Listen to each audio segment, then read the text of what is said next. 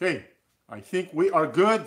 We're only recording it in 3 devices and streaming it in 2.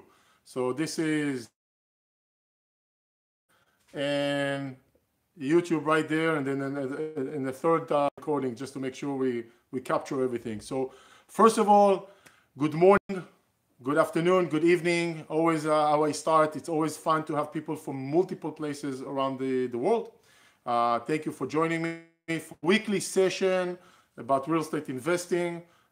This session is for you, for questions, for answers, for interaction, for communication. So feel free to ask questions related to the topic directly or indirectly. It's up to you. I'll try to answer whichever. Of course, hopefully we'll keep it within real estate investing. And before we get started with today's topic, I just want to make a small announcement. I'm probably going to announce it again towards the end.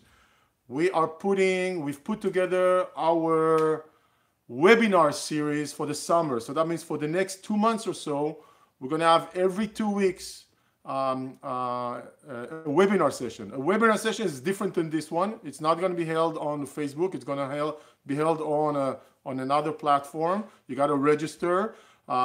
We have one about coming up, I think the first one on how to analyze rental properties.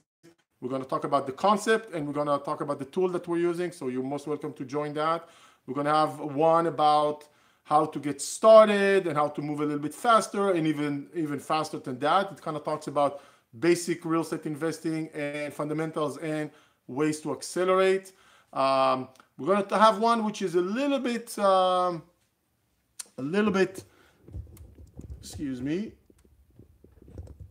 a little bit more motivational, so to speak. It's going to be on what I call ingredients for success. Ingredient for success for me means, let's put aside for a second the day-to-day nitty-gritty of rentals and flips and all of that, and just focus on those mental muscles that we should have and should employ based on my experience. So that's more kind of setting you on the right path. So that's coming up. Good morning, Alon. Good to see you, my friend. Great to see you, my friend, of course. So that's coming up. And I think one more at the moment, and we're lining up others. So if you want to register, the webinars are, click the link, go ahead and register. Some of them are for a minimal fee, some of them are free, and some of them for minimal plus fee. If you are one of our active investors, meaning you've already been working with us, you are exempt. This is one of the perks for you. So you just let us know and we will give you the discount code. And for the others, it's either free or minimally free.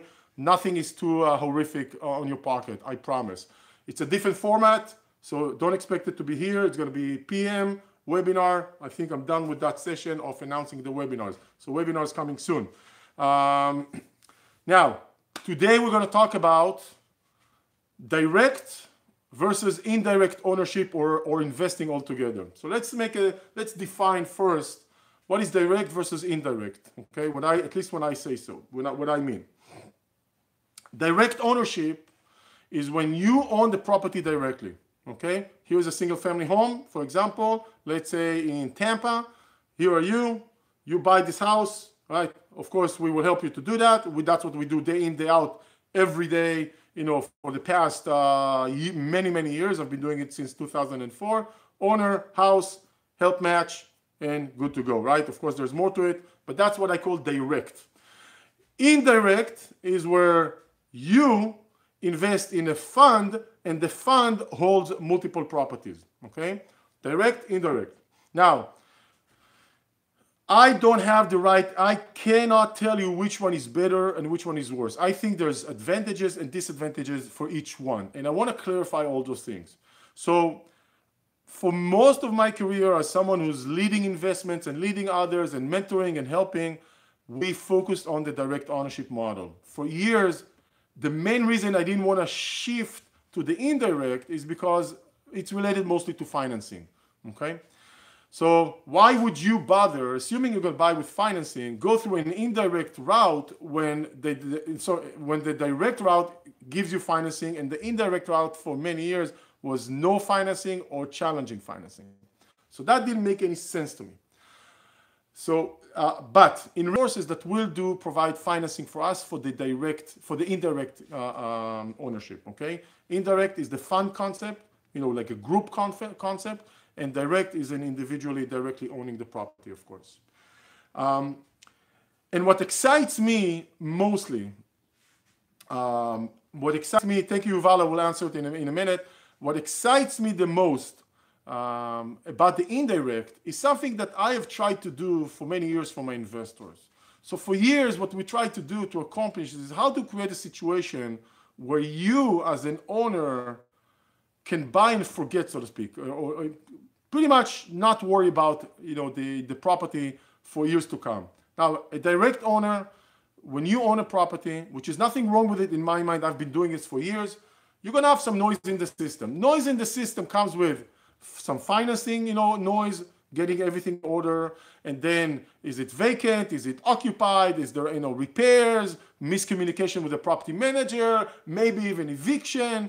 It happens could happen once, who knows how long, 7-10 years. Other issues related to ownership. I call it the noise of ownership. In my mind, I've learned over the years to not love the noise of ownership, but accept it. Why? Because I see the big picture. Even with all the little noise, when you buy correctly the way we've been buying, then you will have relatively little amount of noise, right? It's not noise free.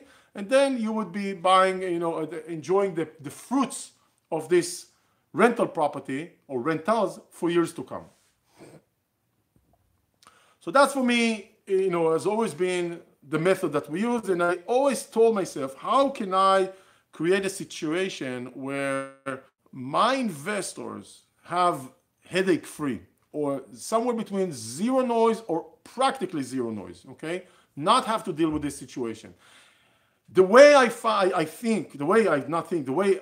we're going about it to eliminate some of that noise is by, instead of you going and buying the property on your own, you're going to invest in a fund, and the fund is going to own multiple properties, okay? Now, let's talk about some advantages and disadvantages of both.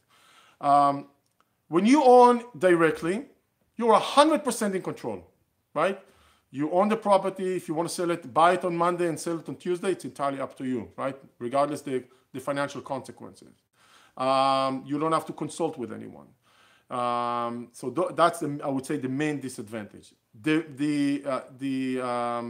Whatever, if you have a vacancy, then you're experiencing in one property. Let's say you have only one, your whole portfolio is one property and it's vacant, then you have 100% vacancy at the moment.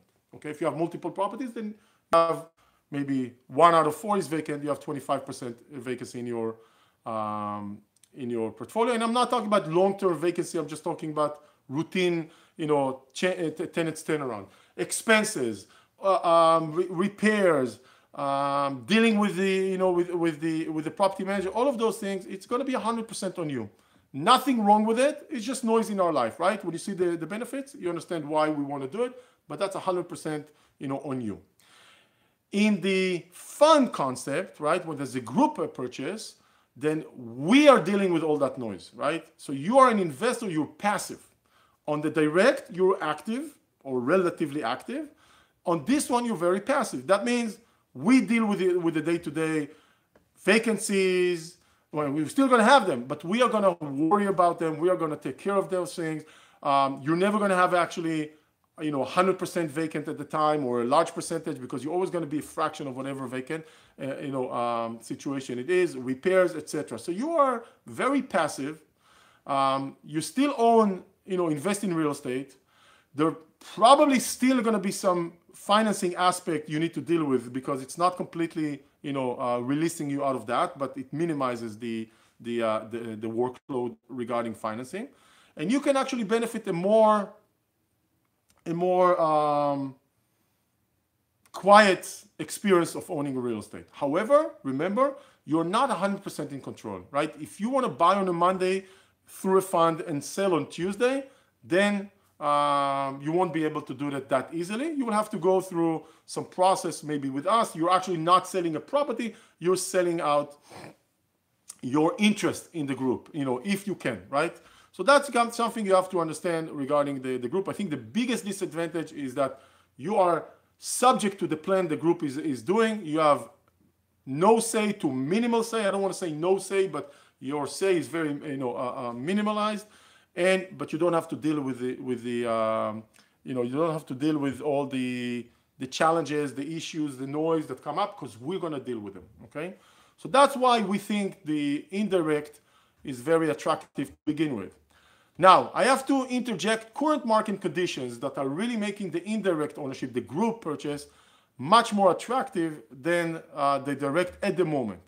See, what I'm seeing right now, I have many investors that are actively searching for properties, making offers, and having hard and difficult time, right? Some of them are even calling me up and say, Danny, what the heck is going on here? Like, I am serious, I am making offers, nothing, nothing sticks. What is going on? It sounds like a big excuse by either you or your teams on the ground. I mean, really, what's going on here? And what we're experiencing is a very hot or high demand market at the moment, okay?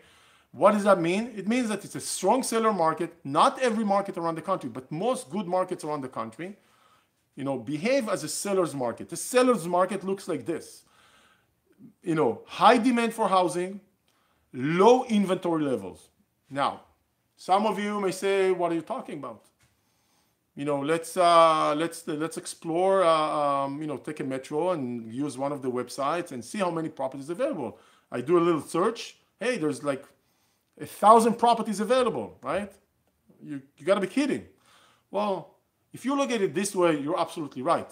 But now let's look at it a little bit deeper. When you start filtering areas, prices, size, age, all of those, you will see that you very quickly minimize the relevant inventory level. Listen, if you don't care about what you're buying, you'll be okay. You'll be okay, I'll be honest, right? If you buy blindly and say, I'm going to buy so many properties, no problem. If you care like us, where you're buying, what you're buying, age, and after filtering all the specifications, you still want to make sure the property's cash flow is reasonable. I'm not saying amazing, I'm just saying reasonable. Then you just eliminated, a bunch more. And then you're left with, starting at 1,000 properties maybe, all of a sudden you're down to maybe not even 100 that are relevant, maybe 50. I'm not kidding. That's how much, I've been trying myself to search and see what's available. So out of those 50, you quickly see that for some reason, half of them are easy, not relevant for that reason or another few are not relevant for another reason or another, and then you end up with maybe, 10 or 15, even 20 that are relevant. Out of those 20, 5 are under contract, 3 are pending, whatever, then you get 10. And out of those 10, you submit offers on all 10, you may get 1, maybe, right? Doable, but that just tells you what's going on out there. Very, very challenging market to buy, very frustrating. I have investors that are saying, sending me an email maybe an hour after we received some properties for one of the agents saying, hey, I wanted to buy 2. An hour later, after seeing the email from the agent, from your agent, all 4 on the list are no longer relevant. What are you kidding us? Is this kind of a game? Is this kind of are you cheating us? Are you just not care about us because we are not one of your big buyers? No, guys, that's not the case at all. Not at all. What's going on is the market is moving fast. Good properties in the marketplace are being bid over on multiple bids, not by investors necessarily, but by homeowners. We are investors. Let me tell you something. We are tailing the industry. This real estate, single family and residential industry is not geared towards investors. Although there's a bunch of us, we are tailing the industry. It is geared towards homeowner.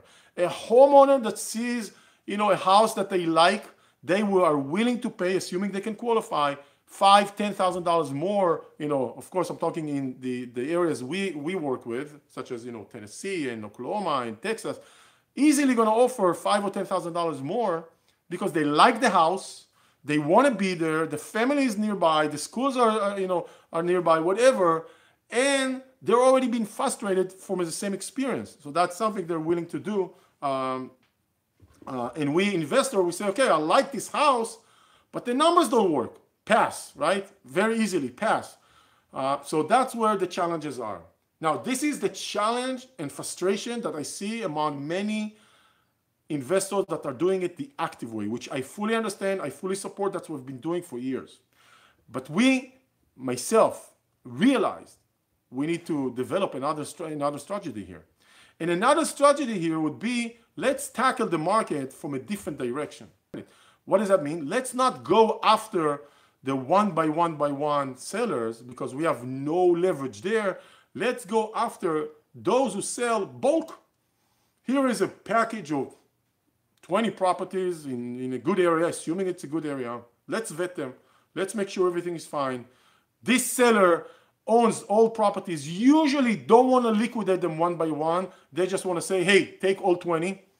Assuming all 20 makes sense to us, maybe one is, few are very good and few are okay, and few are not that amazing, but still past the, past the acceptance, right? We buy them all. We hold them for a long period of time. We generate, we do the same thing with financing, right? We deal with the hustle. The headache of vacancies, repairs, management, all of those things, we take that burden off of you so you don't have to deal with it. And then we generate the cash flow. Every once in a while, every 6 months or so, we release accumulated funds to the investors over from rent, right? So we always keep a reserve, and then you benefit from it, right? And you don't have to worry as much. You don't have to deal with it. Now, is it relevant for everybody to go this approach? Probably not. You got to be comfortable with the concept of not being 100% in control. I can tell you a little story. I met with a group of 4 investors maybe 2 months ago. We were looking to buy a building, to flip, basically, to fix up and hold as a rental, right? So I'm meeting with those guys, and you can see in this group was one guy, which I know well is a very nice guy, but he could not let go of the concept of control. And he said, you want me to put all my trust in you? You want me? I said, listen, this is not the way is right for you. You cannot let go, meaning let me handle it, right? You don't feel comfortable. It's completely okay. This approach won't work for us, right? It doesn't work for me. I don't want someone who is a control freak in my life telling me, telling me all the time what to do, right? So I want the investors to be involved, but not to an extent that they feel that they have to manage things on their own. That's not going to work. He didn't like that concept, and I didn't like that concept because I could tell that's not up his personality. So this is not for you. But let me tell you, who is this relevant for mainly? It's mainly relevant for investors who are starting out. They're saying, I don't know, I'm too concerned, I'm too afraid. What about vacancies? Have so many concerns. They wanna shift the risk to a group, right? When they're part of the group, if one property out of 20 is vacant, okay, right? If they're, if they have to deal with some issue with the property manager, they're not too concerned about it because even if they're not experienced, someone who's experienced, who's knowledgeable is taking care of it, okay? So group number 1 is for the beginners who are a little bit concerned and don't feel comfortable. It kind of creates a group setting, a protection of the group. Group number 2 are investors that are really frustrated but not being able to make offers and get properties accepted in today's market. Trying. I have multiple of those. They keep trying, and they keep failing, okay? Not failing, but not succeeding in the sense offers don't stick. Group 3 is actually the big investors. Let me tell you another example. One of my longest time investors, a very good friend, owns multiple properties, right? This guy, for him to have, he's owned many properties for many years, right? That's his second nature for him by now. For him to get another property, it's not a problem, right? He knows what to do. He's been through a lot. He's comfortable with the whole concept. But he told me, I already own so many. I have 4 kids. I have an executive position that requires a lot of my time and attention. You know what, Danny? For me to grab another property, because it adds a little bit more, not a lot, but just a little bit more of my time to deal with it, right? Even if it's only half an hour a month, that I still have to put that half an hour a month to find the time, it creates a burden. I rather stop, let you deal with it, because I don't want to take more properties on me because I am so busy between my big family, my executive position, and the properties that I already manage, right? that are already managed. Managed being, he puts somewhere between, I would say, 2 hours a week, that would be my guess, maybe 3 hours a week on taking care of his large portfolio, right? So it's not a lot of time, but he has multiple properties. Maybe he's not putting 3 hours, maybe 2 hours, doesn't matter. You get the point. So that's what I'm trying to say. This is maybe more relevant for even those who are experienced and have large portfolio and want to find another way how to go about it. By the way, when we tackle bulk, many times what I see, we can actually get them at a lower price because we have a bulk discount. Just because a seller wants to sell a bunch of properties doesn't mean we're going to pay exactly what they're asking for. So we will evaluate the properties and we say, you know what, you're asking for so much. Obviously, your portfolio has been sitting on the market for quite some time. Okay, we're willing to offer you so and so much and so much, and we're going to try and make a better deal for all of us. Just because someone is asking for something doesn't mean they're going to get it, obviously. But remember, the bulk seller really looks at the offer as a whole. What's your due diligence? What's your financing type? How long are you going to close? All of those things matters to them, and not just the price. The price is a part of it, obviously. So which one is right and which one is wrong? The simple answer is there is not a right or correct answer here. You can do both. You can say, I will do both avenues, right? Because it makes sense to me. But it's more about what is relevant for you as an investor. Which one is more relevant for you as an investor? You can do both. You can focus on one. You can start with one direct and shift over to the indirect, the fund, or vice versa. You just have to find what's your comfort zone, what's your fears, what's your concerns, what's holding you back. Holding back doesn't have to be fear or concern. Holding back can be, listen, I'm making offers and nothing sticks. That's a holdback, right? All of those things are relevant for us to ask ourselves which one I should choose. Now, if you're clearly not comfortable with letting go of the control aspect, then obviously the indirect is not for you, right? The direct is the one for you. But if you're willing to let go of the control aspect of it and be part of the group and see the benefits, then you can definitely consider that. So I was, if you're hoping for a right, like the conclusive or very a refined answer, there is none, right? I'm just wanted to present those challenges of each one and what's the benefits or disadvantages and advantages of each aspect. You got to ask yourself which one is right for you. You can do both. You can do one. You can start with one and switch and so on. Okay. So I hope that that helps with the whole concept and maybe a little bit better understanding of the whole concept of direct and indirect ownership. Now, before we move forward, because I see we already have questions, which is great. And you know what? I want to congratulate the two Yuval and Nir that are almost here, I think, every week and always with questions. So guys, thank you for that. I really appreciate it. And you guys being every week and asking questions, that's what we do it for. So you are exactly, maybe we should move to a private session, just the three of us. Just kidding. Before I take questions, I want to say again, because some people joined a little bit later, we are having multiple webinar series this summer, right? Probably every 2 weeks or so. We have 4 webinars set up. I'm putting the link to the webinars right now. You can register. The webinars are not on the live Facebook. They're going to be online on a different platform. So you got to register in order to participate. We have one in Hebrew, just for the Hebrew speakers. We have one on analyzing. We have one on fundamentals and moving faster. And we have one more motivational about ingredients for success. Some of them are free, some of them for a very minimal fee. So nothing too horrific for you to be concerned about. I mean, you're not going to break the bank. If you are one of our active investors, meaning you are being actively investing with us, really investing, not just participating on events, then you are, let us know, and we will give you, free access, obviously, for the one that cost a little bit, and obviously free access to the one that are free.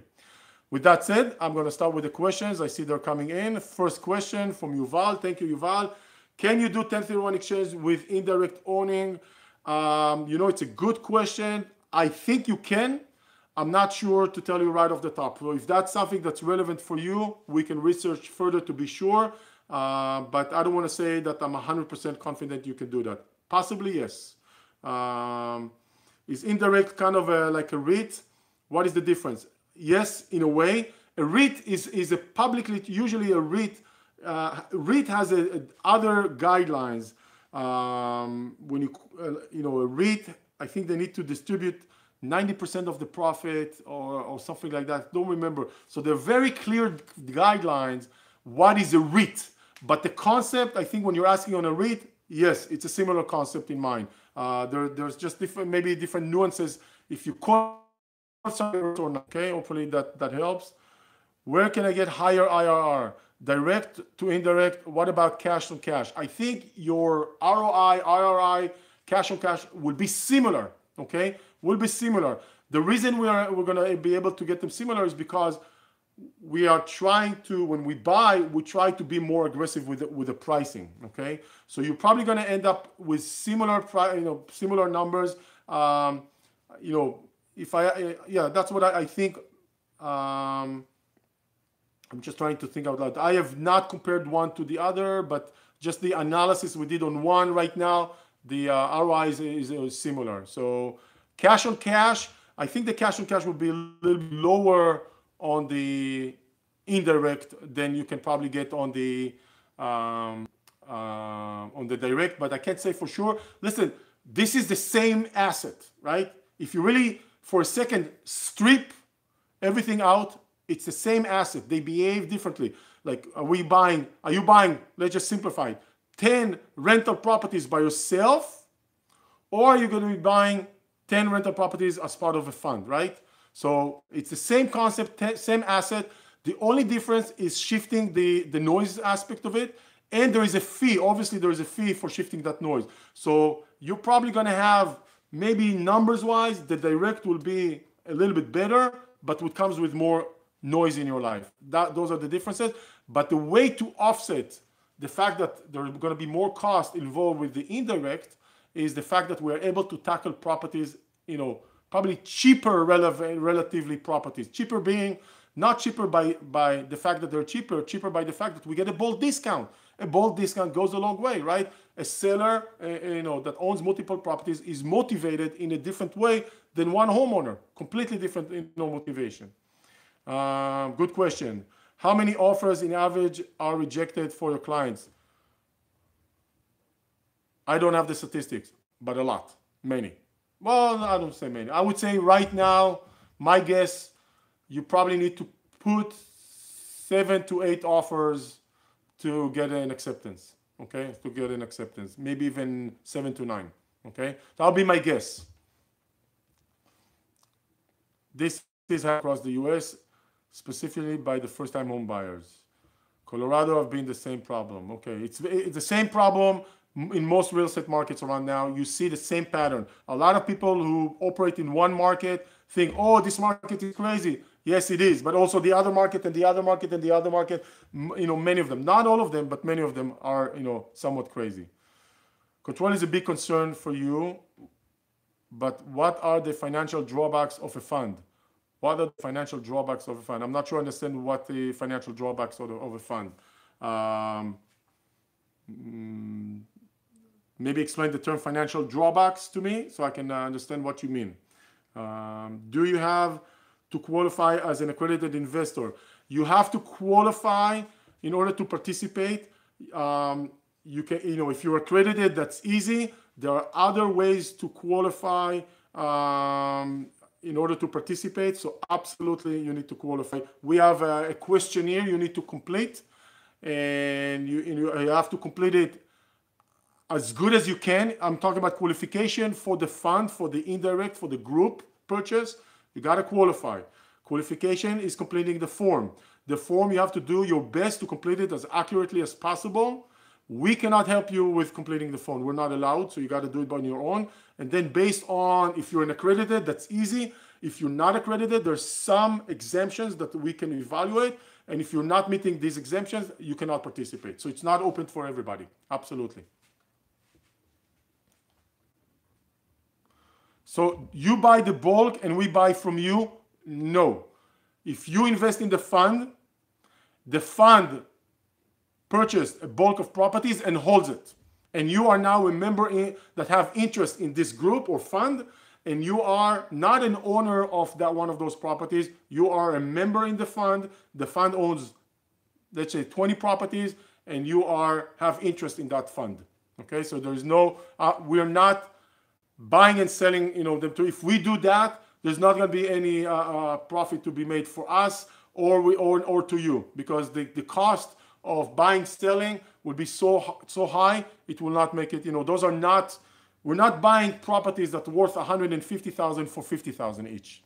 We're buying maybe $150,000 that we're buying it maybe for $130,000, okay, or so. So not enough, margin, for us to do this maneuver, for either us to make money or for you to make money. Either we make money and you don't, or we don't and you do. So that just doesn't make sense, and that's a lot of effort.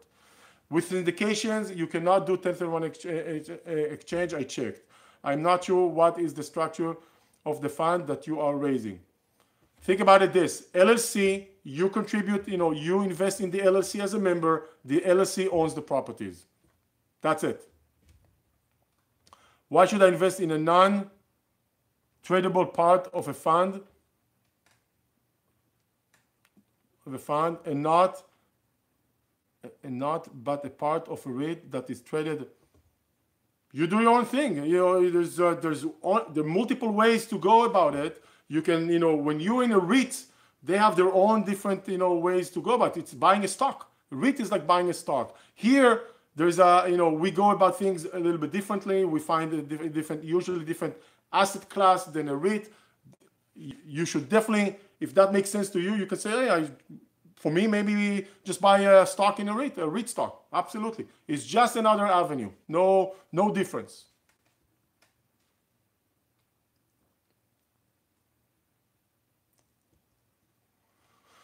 So Nir is asking, buying in a bulk is through you. How is it breaks down? I don't understand the question, Nir. So maybe I already answered how I go about it. Link to the form. I will put it after. No problem.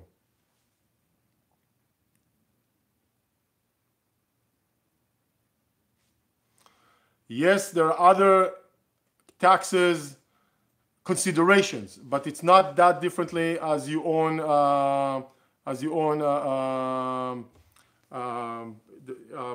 It's all about who reports on the taxes. When you own an LLC, you can do on the corporate level, the taxation, and you can also shift the taxation to the individual. So there's several ways how to go about it. Okay, good, excellent questions. I'm gonna wait for a second to see if I see another one. As an investor, how is the partnership breaks down as a percentage of invested? Yep. So you will have interest or memberships interest in an LLC based on your contribution.